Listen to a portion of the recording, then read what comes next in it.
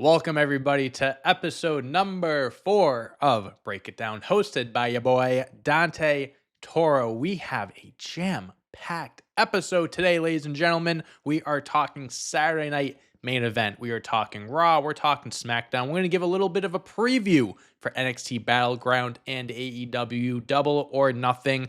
A lot of wrestling this weekend. 3 events going on. Well, 2 pay-per-view PLE type events and then 1 glorified house show, but still a lot of wrestling. We're going to cover, those shows, the matches that are going to be going on. We're going to talk about Raw, SmackDown, like I mentioned. Some Money in the Bank qualifiers started, so we're going to talk about all of that. I'm going to go over your comments, hot takes, questions that you dropped in the comments from last week's video, but also on the YouTube community tab. I put out a post there. You guys overwhelmingly responded and gave me some good stuff, so we'll go over that at the end. And yeah, I say we waste no more time and let's jump into it. So let's go over the Saturday night main event card so far. So right now there are 4 official matches, 4 matches confirmed for the event. The first one being John Cena versus R-Truth, a non-title match. So not for the WWE Championship. Listen, I can see it now. I'm all in support of this match, especially at Saturday night main event, because it is, again, a glorified house show, and it's a match that fans have been wanting for a long time because there's history between John Cena and R-Truth. There's the funny bit of R-Truth, or John Cena being R-Truth's childhood hero, even though R-Truth is older than John. He helped John Cena win or got involved in his match against Randy Orton, which helped John Cena win. John Cena then proceeded to put R-Truth through a table at the press conference afterwards. Listen, I'm all for the goofiness. I'm all for the silliness. I gave my 2 cents about my thoughts on R-Truth being involved in the Backlash match. I didn't like it, but I'm all for this match. I'm looking forward to it. It's not going to be a 5-star match. I think it's going to be strictly like a storytelling and a comedic wrestling match. I don't think it's going to be, match of the year contender. But since it's not for the title, I can see R-Truth getting the win, to be completely honest with you. I can see maybe Cody Rhodes coming back and costing John Cena the win. I know it's Saturday night main event, and is it a big place or a big enough place for Cody Rhodes to return? Maybe not, but if you want to make Saturday night main event feel important, having Cody Rhodes return here could do just that. Either way, the match will be fun. Everyone's expectations should be very minimal or very low for as far as quality and, it being a 5-star match. Jey Uso versus Logan Paul, no shot. Logan Paul wins. This is just a defense for Jey Uso. They're going to be booing the shit out of Logan Paul, cheering for Jey. Yeah, I'm not. Jey Uso should start focusing on Gunther on June 9th, I believe it is, and not worry about Logan Paul. Drew McIntyre versus Damian Priest in a cage match that got announced on SmackDown this past week. I'm all for this. This match is going to absolutely bang. I was kind of iffy on their feud going into WrestleMania because I felt like Drew McIntyre should have been featured in a bigger story match, role, whatever. But they delivered at WrestleMania. That match exceeded my expectations. One of the better matches of the weekend. I liked their interactions at Backlash when they were involved in the Fatal 4-Way match. Obviously, Damian did some damage to Drew doing the South of Heaven, his move off of the little platform. Drew hit his head, or he hurt himself pretty good. And now they're having one more match at Saturday night main event in a cage match. I'm all for this. I think it'll be super fun. I think Drew will win, but this will be a good showing for both, I believe. And then CM Punk versus Sami Zayn versus Seth Rollins and Bron Breakker. And everybody is wondering if a 3rd member will be introduced at Saturday night main event. Will someone help Seth Rollins and Bron Breakker defeat Punk or Sami? Or will Sami Zayn turn on Punk and join forces with Rollins and Breakker? Honestly, same thing I said with Cody Rhodes. Is this the best place for it to happen? No. You have big events coming up like Money in the Bank, SummerSlam that you can, maybe hold off for. But if you want to make this Saturday night main event memorable and make people care about what we consider a glorified house show, do it here. I mean, that would be a pretty fucking big thing to happen at Saturday night main event. Since it's been back, Saturday night main events haven't been bad, but this would be the best one for sure if they pulled off something like this. Do I think it's going to happen here? Probably not. I think SummerSlam is going to be the big reveal for, a new member, Seth Rollins winning a championship probably. Here, though, I think we're just going to have the 2-on-2 match. I think Seth and Bron should honestly get the win. They're the new group. give them some momentum, keep things going with them. But who knows? We could get a turn with Sami Zayn, or we could get a new member joining the group, Seth Rollins and Bron Breakker. I'm not getting my hopes up, but it should be a good match either way. All I do know, going back to what I was mentioning earlier about SummerSlam, Seth Rollins is in line to become the next World Heavyweight Champion, or is in line to get another championship match. He was talking to Logan Paul, Gunther. He's letting everyone know on Raw that he is coming for that World Heavyweight Championship, whether Logan Paul beats Jey and then Gunther somehow, or Gunther beats Logan or Jey after their match, Saturday Night Main Event. Seth Rollins is coming for whoever has the championship. I think he's going to win at SummerSlam. Makes the most sense. The first time they're doing it 2 nights, and that's a pretty, it's the second biggest event of the year for WWE, you can say. So I think that's when Seth will at least win the World Heavyweight Championship. Do they also wait until SummerSlam to reveal a new member? I don't know. We'll see what happens this weekend. I do think the Saturday Night Main Event card is looking solid, honestly. You do have a championship match. You have a cage match, pretty big tag team match, and then a fan favorite match between John Cena and R-Truth, something that we've wanted for so long. I don't know if they'll add another one. If they do, they're just adding on to what is already a pretty good card. I'm excited to watch it. I think it'll be a good show, maybe even the best one that they've done so far since bringing back Saturday Night Main Event. So let's move over to Friday Night SmackDown now. Last week, we opened the show with our first introduction to Jeff Cobb, aka JC Mateo, that he goes by now. I like Jeff Cobb. I guess they're keeping the JC. So Jeff Cobb Mateo. But yeah, so JC is his name now. Solo Sikoa, they're talking about how JC helped Jacob Fatu, retain the United States Championship. Fatu starts talking. He says, I'm all gas, no brakes. I'm doing it with or without you. Solo stops him and says, tell me that you love me like you used to. Fatu says he loves him. Didn't say it the way he used to, though, and that kind of caused a little bit of a stir. One thing led to another. We get JC Mateo versus LA Knight later in the night. JC Mateo does beat LA Knight in his debut match. He didn't have any gear on or anything. It looked like he just was wearing street clothes, whatever. So yeah, beats LA Knight. No, yeah, sticking with the Samoans with the bloodline here.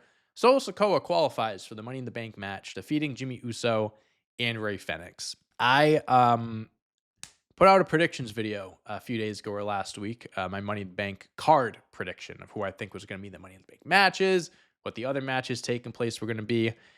That is so fucked right now. I had Rey Fenix joining the men's Money in the Bank match, but WWE had other plans.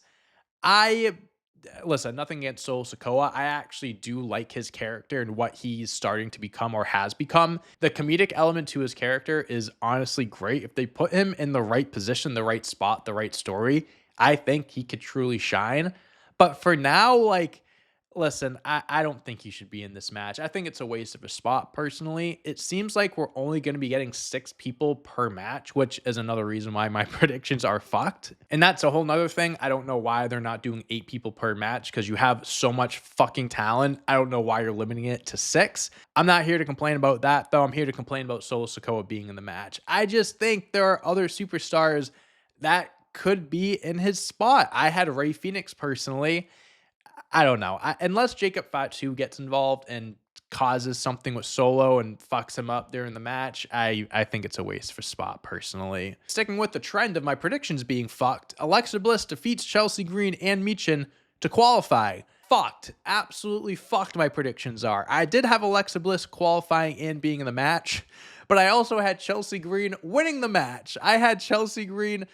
I thought she should be Miss Money in the Bank this year. I am still holding out hope that she'll be included in the match. Maybe they do a last chance match with all the people that lost the qualifiers. Something's got to happen. She needs to be in this fucking match. Even if she were to lose, I don't know why WWE wouldn't put her in here. I feel like that's the perfect match for her. She was so good last year. She took the huge table spot, and now she's not even in the match, at least for now. And again, why are we only limiting it to 6 people? We should have 8. There's so much talent. Why aren't you using more bodies? You can make the matches bigger, better, more memorable. I don't know. I'm still holding out hope that Chelsea Green gets added, because it would be actually criminal if she didn't. I'm more upset about her not being in the match than the chance of her not winning the match, because she can't win it if she's not in it. I just want her in the fucking match. And then later on, backstage, Alexa and Charlotte have another interaction. Bliss is like, we were friends in NXT, and Charlotte's like, no, we weren't, whatever.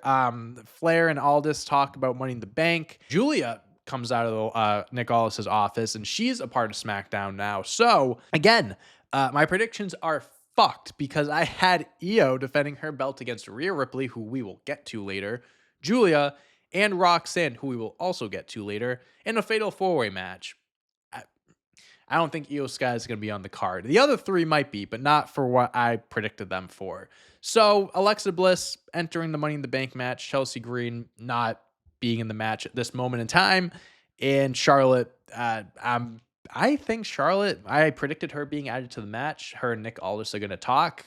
Maybe she gets a rematch with Tiffany, or maybe she gets added to the Money in the Bank. I don't know. What I do know is that WWE is pushing Fraxiom to the fucking moon, and I'm all for it. I love it. They defeated DIY on SmackDown, and since they have been on the main roster, they have beaten Los Garza, Pretty Deadly, DIY, and the WWE Tag Team Champions, the Street Profits. I mean, they're just on an incredible run. They've beaten everyone put in front of them. They've beaten all the top tag teams, or for the most part. They haven't beaten or faced Motor City Machine Guns yet.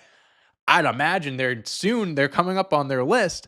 And next week, we found out that Fraxiom will get a tag team title match against the Street Profits.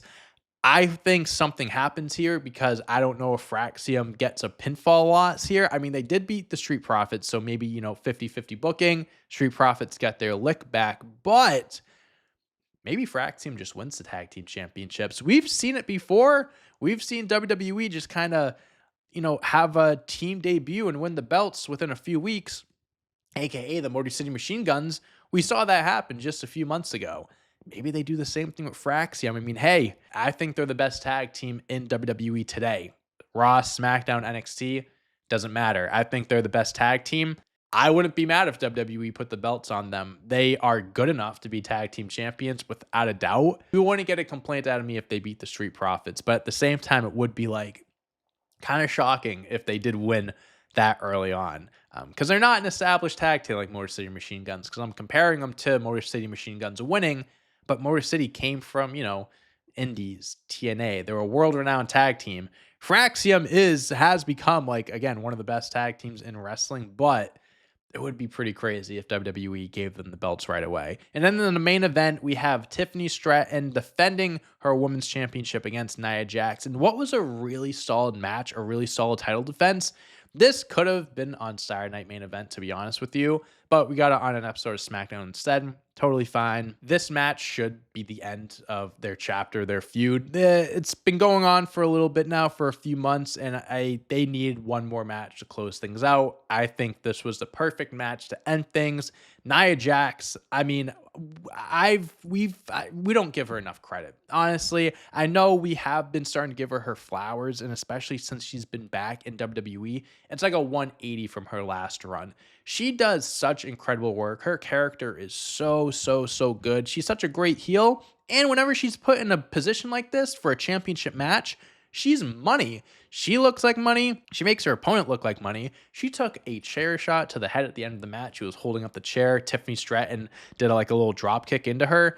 Fucked up Nia Jax's faces. She absolutely got busted open, I think, right above her eye or wherever. She does it for the love of the game. Much respect to Nia Jax. Good win for Tiffany, though. Definitely needed this to continue her title reign. And we'll see who she goes up against next. Her and Jade are kind of doing their thing. The Money in the Bank match obviously is coming up, so she'll have eyes on the back of her head, and I'm excited for who she goes up against next, because her title reign the last few months has been really solid. It's really picking up, some momentum, and I'm very interested to see where she goes next. And we move over to Monday Night Raw, and we opened up with Logan Paul cutting a promo, hyping up his match against Jey Uso. He tweeted earlier in the day that he was going to cook on Raw, or it was like, is WWE going to let me cook, whatever.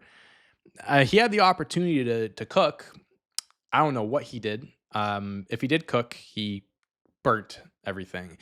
Listen, I'm not trying to disrespect the guy. I actually feel like I give him more credit than most do. I think he is a very talented in-ring performer. I think his character has gotten better because he's just, he feeds into the fact that people don't like him.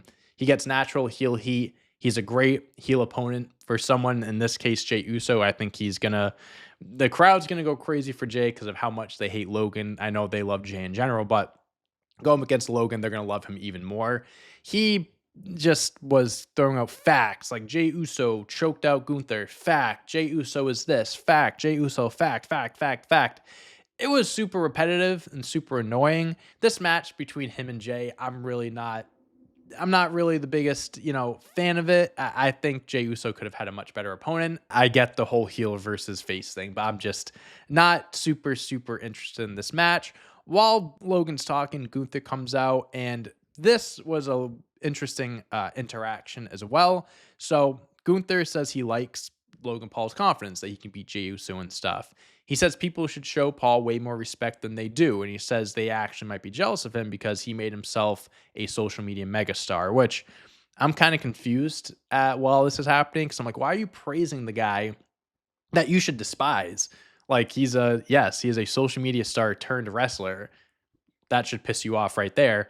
And he introduced ads on the mat. What's his drink? The Prime bottle on the mat. You should despise. You should be beating the shit out of him. You shouldn't even be saying a word to him. You should just go in the ring and slap him around for that alone. So that was kind of like, I'm confused of why he's praising him. But then he goes into, and he starts to talk shit and says Paul has no heart. And this is a business to him, but this is personal to Gunther. And he says he will be disrespected if Paul beats Uso because Gunther wants to be the one to beat Jey. And he says if Paul does beat Jey, he will eat him alive if they fight on June 9th. Spoiler alert, we're not getting Gunther versus Logan Paul. I was talking about the match earlier. Logan Paul is not winning. I'm sorry. One day, is he going to win a world championship? I think he will. I think WWE will put him in that position. I think TKO would want to push someone like Logan Paul to be a world champion and, bring eyes to the company and social media, yada, yada, yada, but not now. He is not going to be the one to beat Jey, especially with all this stuff going on with Gunther, Seth, Sam. Like, there's too much going on. He's not winning. I think the match, again, it's not going to be bad, but I don't know. I'm just not bought into it. That's all. Next up, we have Penta and AJ Styles losing to Finn Balor and JD McDonough, and Penta was the one to lose this match for his team. El fucking Grande Americano headbutts Penta on the outside with his little he has the metal piece in his mask, knocks out Penta, hurts him a lot. Finn Balor hits him with the coup de grace, pins Penta, which you love to see Finn Balor get a pinfall victory in 2025. But Penta with a third pinfall loss in what I think is in less than a month, because he's gotten pinned by Dom twice on Raw and at Backlash, and then on Raw to Finn Balor when El Grande Americano got involved. It is pretty crazy how much WWE is cooling off Penta. He started off so hot. Like, they fired him out of a fucking cannon when he debuted, and now he's been pinned multiple times. I think, you have to level it out eventually. If they kept pushing Penta the way he was, they put themselves in a tough position, because then you just put yourself in a corner, or you have to give him a championship, or you're going to have him lose some way, and it won't be, what you want. So Penta losing again, I'm not complaining about it, but it is pretty crazy to see him get pinned as many times as he has after seeing how much he was getting pushed when he first debuted. Roxanne qualifies for the Money in the Bank ladder match, defeating Becky Lynch and Natalya. First things first, Natalya looked fucking awesome, and I hope this match gives her more television time moving forward, because she's a hard worker, man. Natalya's, she is a legend. She has been in the company for so long. She's been doing some good work outside of WWE recently. Let her be involved in the mid-card. Let her be involved in that tag team with Maxine that they've been teasing. I don't see the hurt in her being on TV. She looked great in this match, and she did just what she had to do. She put over Roxanne and Becky Lynch too, you can say if you want. I was so nervous that Becky was going to qualify and win this match. I had predicted her to be in the match, but that was also when I was thinking that there were going to be more than 6 participants. now that there are only 6 participants, I'm rooting for Roxanne because Becky Lynch doesn't need to be in this match. She's bigger than the briefcase.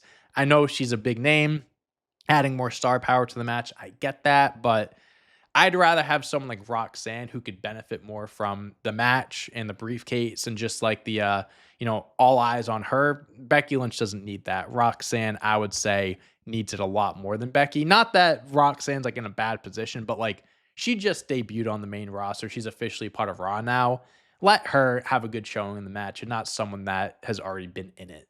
Lyra Valkyria did get involved and cost Becky the match multiple times. She kept pulling her out of the ring, and thank God for her because of her, Roxanne pinned Natalya to move on and be included into the Money in the Bank match. And honestly, she should be an early favorite to win.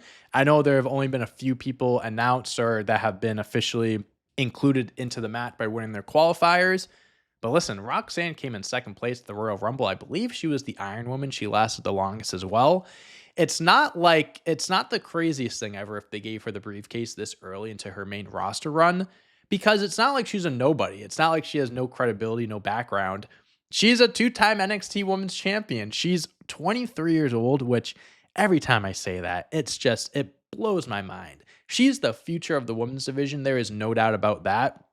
Why not? Why not shoot her to the moon? Why not give her the briefcase, have a good run with the briefcase? She doesn't have to cash it in right away. She has up to a year. I think that would be pretty fucking dope if Roxanne won the Money in the Bank briefcase. We'll see who else gets included into the match, but as of right now, she should be an early favorite. And also, Roxanne is now in the Judgment Day, potentially. Finn Balor introduced her to the group backstage. Finn Balor said they need some more help. They need some, whatever, especially now with Liv not being around, and she's going to come back. I think the movie she was filming wrapped up, so she should be back soon. Roxanne shows up. She had gifts for everyone. She had something for Raquel, who was not happy. She had a gift for Carlito, which was a bag full of apples. Very nice touch. And she had a bunch of chicken nuggets for Dom, and Dom seemed very happy with that.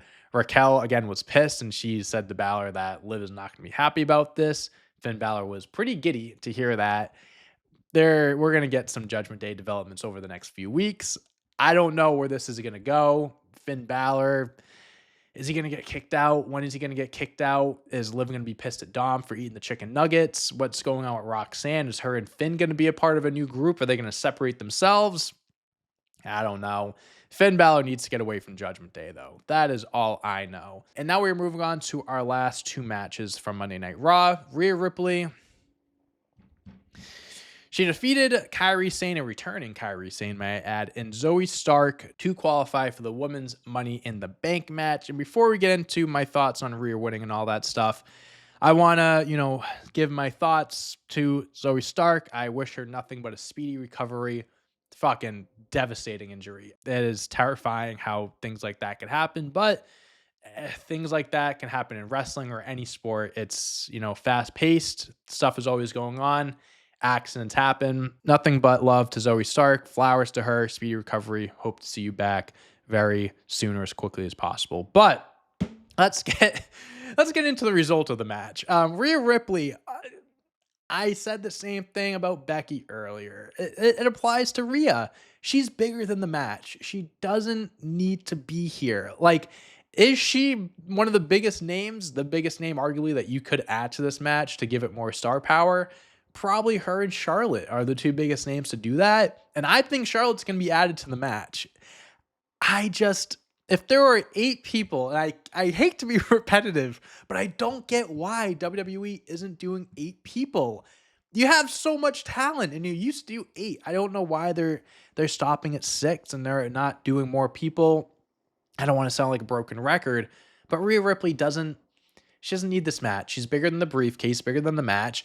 And if they fucking give it to her and I have to hear Mommy in the Bank for the next however long she has it, they're going to overkill that. They're going to put that on everything, and I'm going to hate every second of it. They're going to shove Mommy in the Bank down our throats. She doesn't need the briefcase. She doesn't need a cash in. She's Rhea fucking Ripley. She's Rhea Bloody Ripley.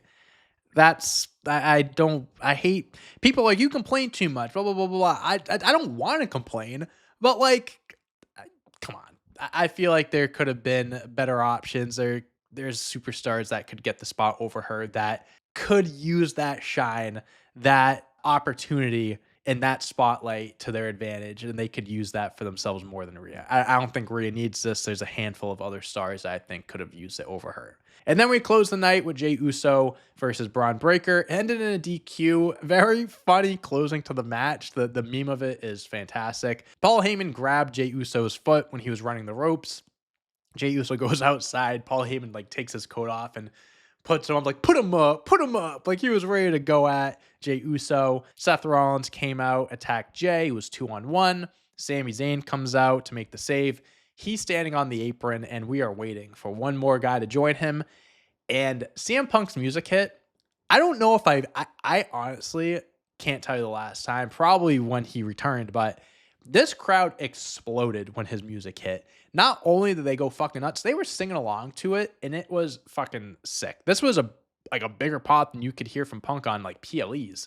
For a fucking Monday Night Raw, this was one of the biggest pops I've ever heard. That might be the biggest pop I've heard from him on a normal show. They fought them off. They go into the crowd fighting, and then Jey Uso gets knocked out by Logan Paul to close the show. So that's how Raw ended. Two of the bigger matches from Saturday Night Main Event, closing out Raw. I'm honestly excited for the show. I think it will be fine. The cage match will be awesome. Jey Uso with Logan Paul. I'm not looking forward to it, but I don't think it'll be bad. R-Truth scene will be funny, and then the tag team match, some big stuff could happen. I'm not getting my hopes up or expecting, big, returns or debuts or whatever it is to happen, but it's looking like a good show for a Saturday Night Main Event. All right, so that's it for the weekly WWE episodes and Saturday Night Main Event. Let's talk about NXT Battleground and AEW Double or Nothing, which is happening on the same day, May 25th, which also happens to be my birthday. NXT Battleground, let's talk about the matches that we have set for the show. I'll give just a little prediction for each one, and then we'll move on. Tony D'Angelo is going up against Stax. Stax, turned on the family and everything. I think this is their first one-on-one match. I don't think they've had one yet. I can see this going either way. Tony D'Angelo getting the big win. Stax getting probably an even bigger win for himself. I don't know if WWE is doing a draft or what their, thought process is with bringing NXT guys up and whatever, but I can see Tony D'Angelo getting called up at some point. If they are doing a draft soon, I can see him losing here and that being his call up, but I can see either one winning here. Next up, we have Hank and Tank and Josh Briggs versus The Culling, which is featuring Brooks Jensen, Nico Vance, and Sean Spears. Yeah, this is a 6-person tag match. I'll give it to The Culling. I really don't have a prediction here. I think it could go either way. Sol Ruca versus Kalani Jordan for the North American Championship. This could very well be the match of the night. I am going to give it to Sol Ruca, though. She just won the NXT North American Championship. I say, let her have a good reign with it. Kalani Jordan is a former champion, so she could get the belt back and, be a 2-time North American champion. But I think Sol Ruca should get the win here. Joe Hendry versus Trick Williams for the TNA World Championship. I mean, listen, Trick Williams, why not pull off the shocking win and have an NXT superstar hold the TNA World Championship? That would be something. That would be fucking something crazy. I obviously love Joe Hendry, and I'm rooting for him because I believe in Joe Hendry. He follows me on Twitter. I would like to think that he believes in Dante Toro.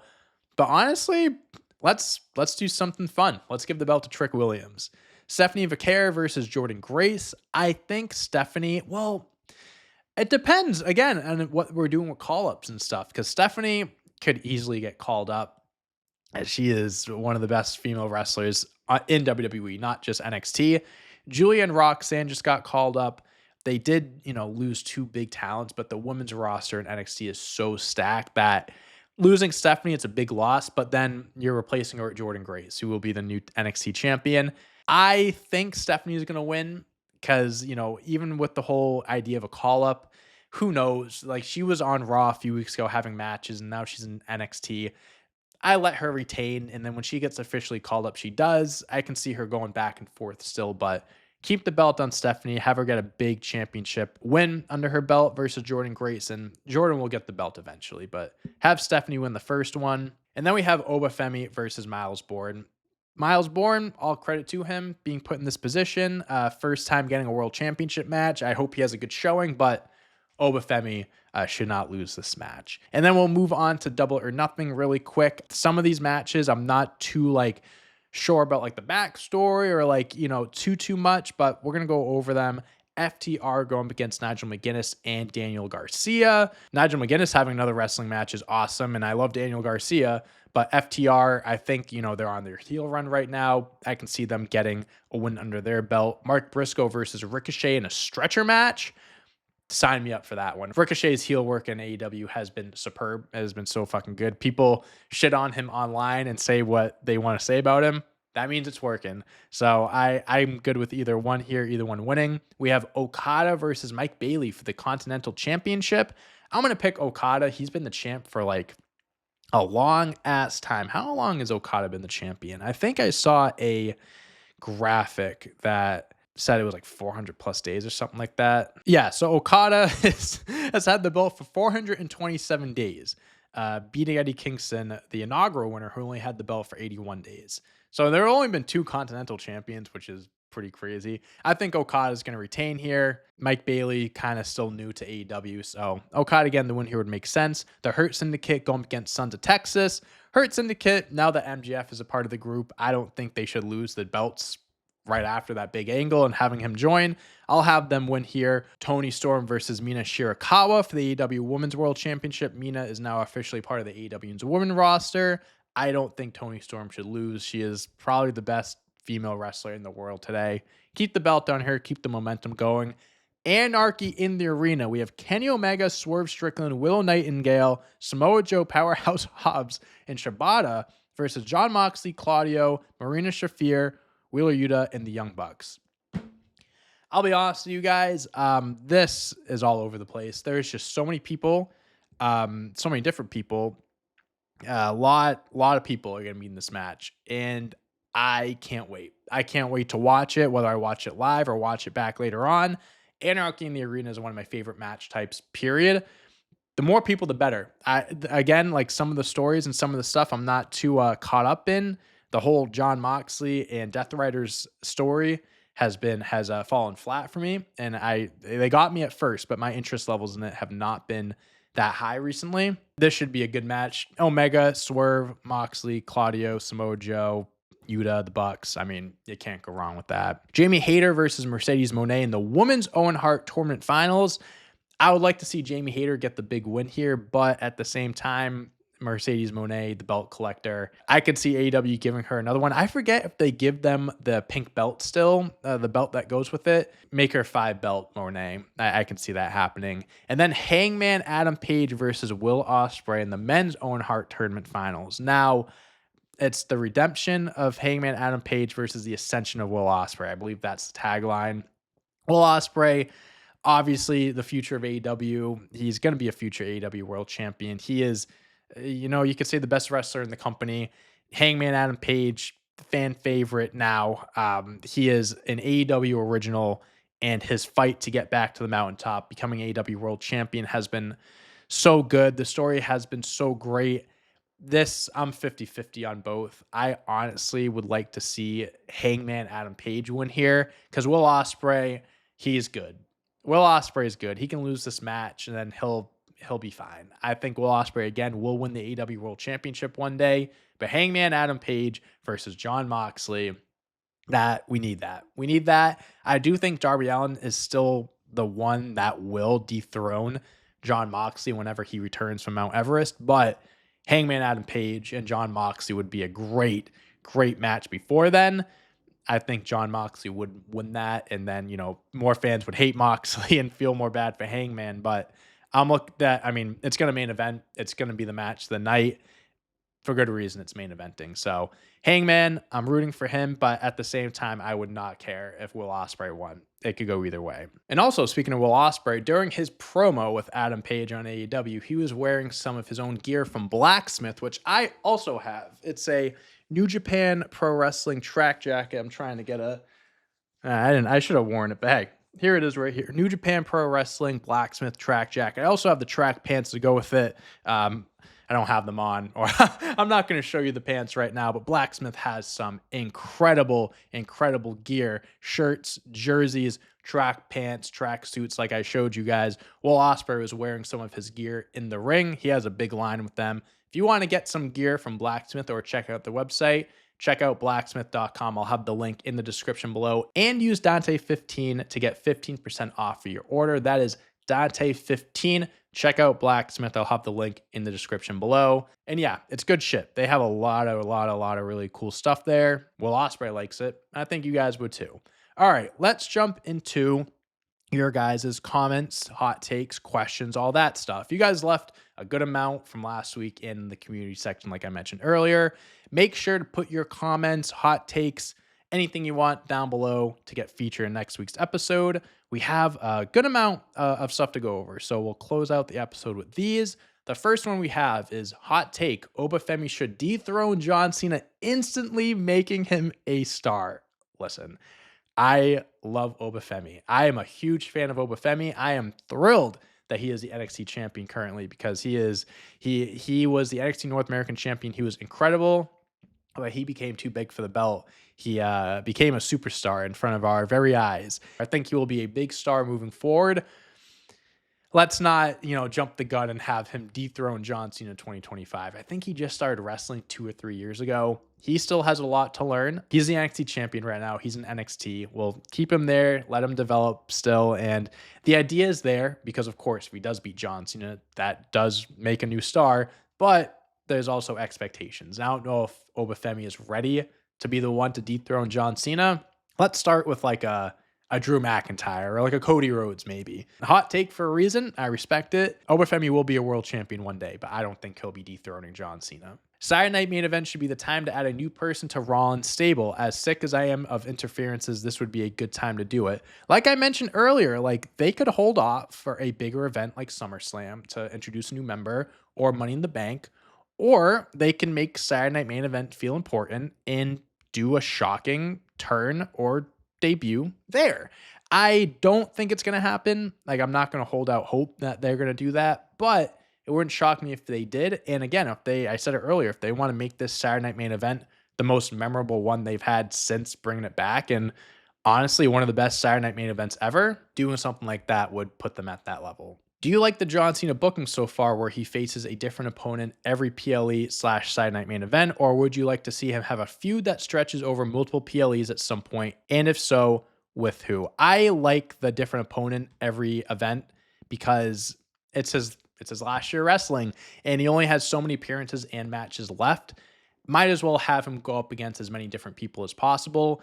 The idea of him doing a multiple PLE feud, like if they want to do that with like a CM Punk, or if they want to do it with an Orton, or maybe a Rollins or Cody I think there are very few people that they could pull that off with. Maybe if they do, it's towards the end of his run and, we're building up to the big conclusion. But I like him facing someone new every time because, again, limited amount of appearances left. I would like to see him face as many people as possible before he retires. WWE needs to stop overdoing it with the celebrities. I get that celebrities have always been a part of the WWE. I have no issue with Bad Bunny. However, they are getting to a point where they are really overdoing it. I do agree with you that I do think WWE does overdo it sometimes with celebrities. The most famous one being Travis Scott fucking helping John Cena win the WWE Championship in the main event of WrestleMania instead of The Rock. I'm not going to get into it because I'm going to get all upset. I'm going to get all worked up. And we're at the end here. We've had a good episode. I'm not going to get all upset over this. But there are instances, like you mentioned with Bad Bunny, where it does work. And I don't think celebrities and other athletes being involved in WWE isn't a bad thing if it's done right. Like Bad Bunny, Johnny Knoxville, he had a match at fucking WrestleMania, and at the time I was like, I don't like the idea of Johnny Knoxville taking a spot away, but they made it work, and he was very respectful of the business, the industry, and him and Sami Zayn had a great comedic celebrity versus wrestler match. When it's done well like that, it's cool, but like then you overdo it with the Travis Scotts and stuff, or even Jon Stewart when he cost John Cena the match against Seth Rollins and he got involved him with a chair. That's too much, and I do think they overdo it there. But it's not a bad thing. And also it's like, helps bring mainstream eyes to the product and everything.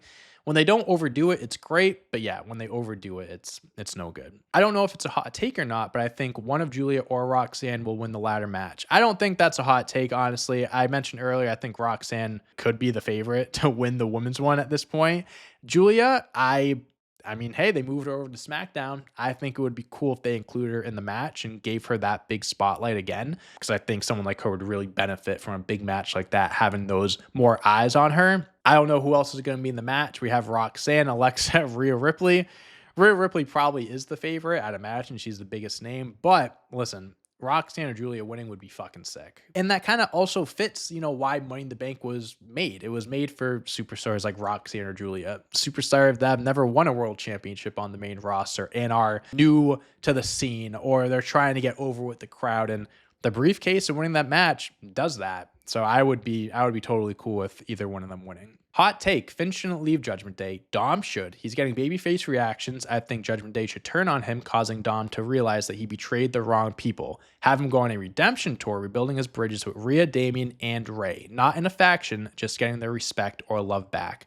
He has been getting a lot of big babyface reactions, and I never thought of something like that. I actually think that is a cool concept. Not everyone remains a face or heel forever, as we've seen with John Cena. So it wouldn't shock me if Dom did turn face at one point and realigning with Rhea, Damien, and his father as well. The Logan Paul hate is unwarranted. Well, it depends on the type of hate it is. Like, people don't like Logan Paul as a person, as his real, who he is in real life. And you can dislike whoever you want. I'm not going to be the one to tell you who you can and can't like.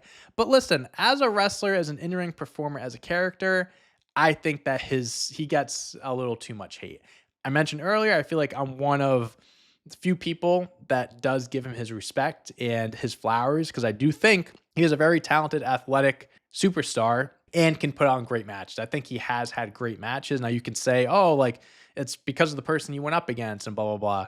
Sure. But most of Logan Paul's matches that I have seen, I've enjoyed, and I thought he put on a good performance. So again, if you don't like him because of who he is as a person, I can't say or do anything about that. But as far as being a wrestler and stuff like that, I know he's not full-time and he doesn't have matches every single week. And, he's not the typical wrestler, and he hasn't maybe paid his dues as much for the position that he's in, but he's got something. He's got talent. You can't deny that. And I hope he keeps getting better and better. He's not even 30. He's still in his late 20s. Maybe he's 30. I don't know, but he can keep getting better and better. And if he sticks with it, I think that hate, as far as his character, in-ring work and stuff, should start to fade. And the last hot take question comment that we have, the curb stomp into the RKO is the most overrated spot ever. I've actually never, I don't think I've ever seen or heard anyone say this spot wasn't good or was overrated or something. Now, I think it's aptly rated. I think it's considered one of the best RKOs ever. It's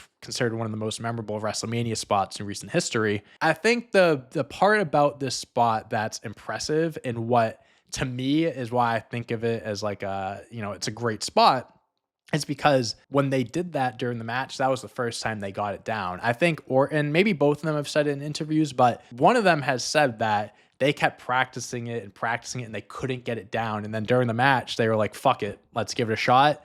And it worked. So for it being the first time working, like, they couldn't get it to work, and then they got it during the match and it was perfect. Yeah, I think it's an iconic RKO. It's an iconic spot. It's a hot take, to each their own. I'm not gonna say you're wrong or right, but I don't agree. I think it is a perfectly rated spot for Randy Orton and for WrestleMania. And there we have it, guys. Those are all the comments, hot takes, questions that we had. Make sure to put yours down below so you can be featured on next week's episode. And yeah, I think that is where I'm going to call it. Thank you guys so much for joining me for episode 4 of Break It Down. I'm so happy I'm back talking wrestling again. I really missed it. Just having that weekly sit down time to go over everything, give my thoughts, opinions. Appreciate you guys with all your support, love with this, with everything else. I hope you all have a great rest of the day. I hope you have a great rest of the week. I hope you enjoy Saturday Night Main Event this weekend, as well as Battleground and Double or Nothing. Put your predictions down below of who you think will win during those events. There's a lot of wrestling this weekend, so buckle in, have a good time, and I'll see you guys when I see you. Peace.